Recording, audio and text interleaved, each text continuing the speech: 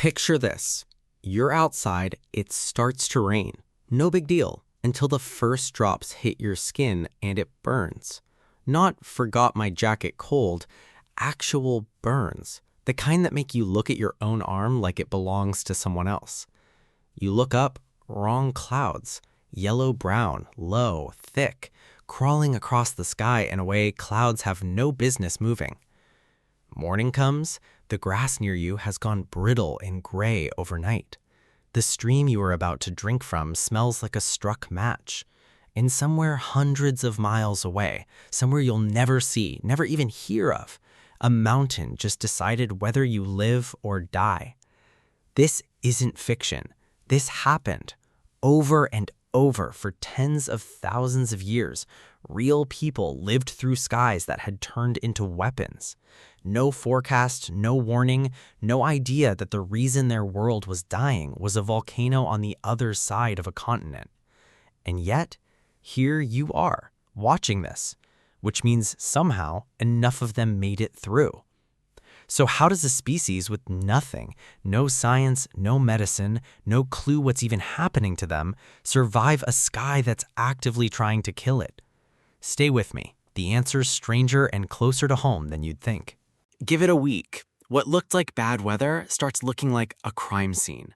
Leaves don't wilt, they curl and blacken at the edges like something scorched them from the inside. The fish in that stream aren't swimming anymore, they're floating. And the animals still alive are stumbling, disoriented, refusing to drink. It's not drought, it's not disease, it's chemistry, and it started with a mountain most of these people will never lay eyes on. A truly massive eruption doesn't just spit ash and lava. It punches sulfur dioxide straight into the stratosphere, tens of kilometers up, way above where weather normally lives. Up there, the sulfur mixes with water vapor and oxygen and turns into sulfuric acid. Same stuff sitting in a car battery right now, just diluted and falling from the sky as rain. And because it launched so high, it doesn't stay local. Stratospheric winds carry it across entire oceans, and it keeps coming down. Rain, fog, dew, for months, sometimes years after the volcano itself has gone silent. Once it lands, it doesn't just burn what it touches. It strips calcium and magnesium out of the soil and unlocks aluminum that's usually buried safe. Aluminum that kills plant roots and clogs fish gills, which is exactly why the forest is dying and the river is full of bodies. Plants go first, then whatever eats plants, then whatever eats those. One mountain, one eruption, a chain reaction that reaches people who will never even learn what caused it. 74,000 years ago, Sumatra. The Toba supervolcano doesn't erupt, it detonates, thousands of times more powerful than Mount St. Helens. Roughly 2,800 cubic kilometers of material blasted into the sky, ash burying huge stretches of South Asia, enough sulfur pumped into the stratosphere to turn rain into a weapon on almost every continent at once. The sun doesn't dim for a week. Some estimates put the resulting volcanic winter at close to a decade, collapsing temperatures, blocked sunlight, acid rain falling across a planet that was already sliding toward an ice age. Now, here's the part that should give you chills. Look at human DNA today and something doesn't add up. We're strangely, almost suspiciously alike, genetically, far more than a species with our history should be. One troop of chimpanzees in one forest carries more genetic diversity than every human being on Earth combined. One explanation, we almost didn't make it.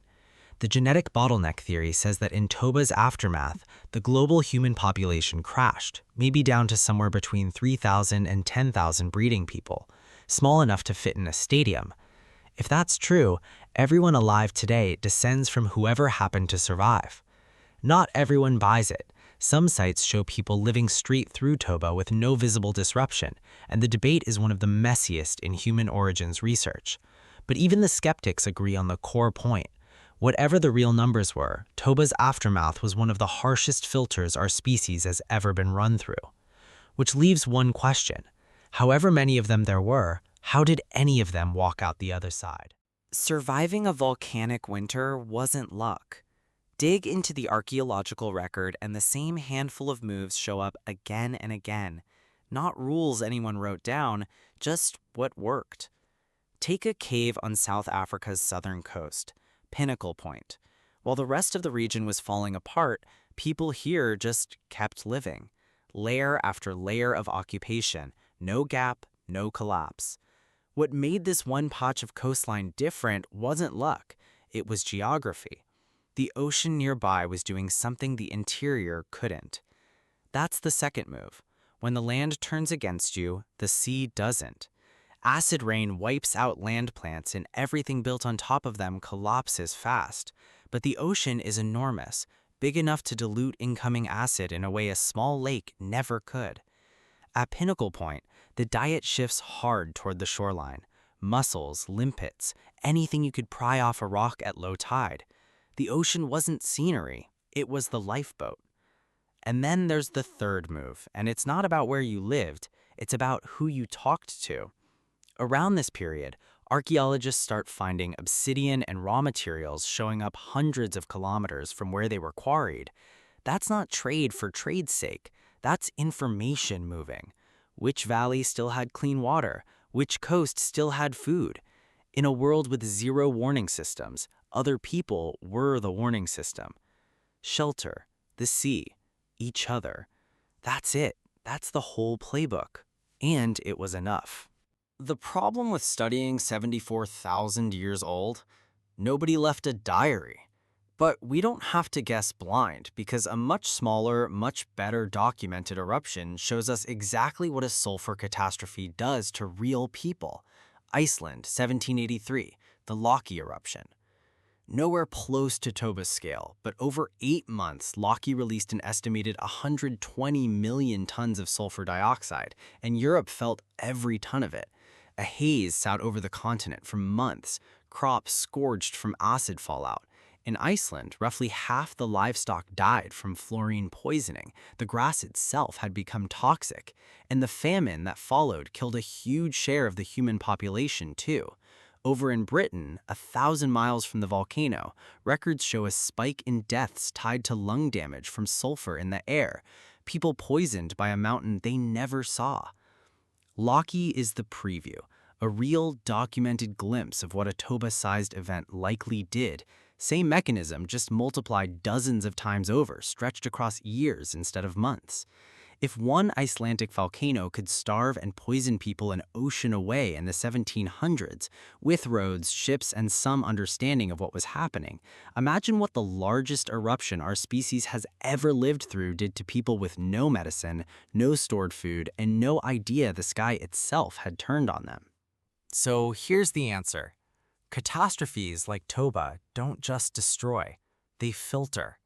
The people who made it through, whether the population dropped to a few thousand or just survived a brutal squeeze, weren't the strongest or the fastest. They were the ones who found shelter, changed what they ate, and leaned on other people when the world stopped giving them options. Cooperation, adaptability, moving towards safety instead of waiting it out alone. Those instincts didn't disappear once the sky cleared. They became part of what we are. If the bottleneck theory holds, then the fact that you're alive right now, watching this, means your ancestors were among the ones who made it. Everyone on Earth today descends from those survivors, which means the instinct to cooperate, to share what you know, to reach for other people in a crisis, that's not just a nice personality trait. It might be one of the actual reasons our species is still here. In a strange way, some of what makes us human, the pull to work together, to adapt, to keep going when everything turns hostile, traces back to a sky that once tried to burn our ancestors alive. But acid rain wasn't the only apocalyptic filter we had to escape. An even weirder climate anomaly almost wiped us out thousands of years earlier, and the way we survived it completely rewired the human brain. To see exactly how we beat that deadlier trap, watch out for my upcoming videos.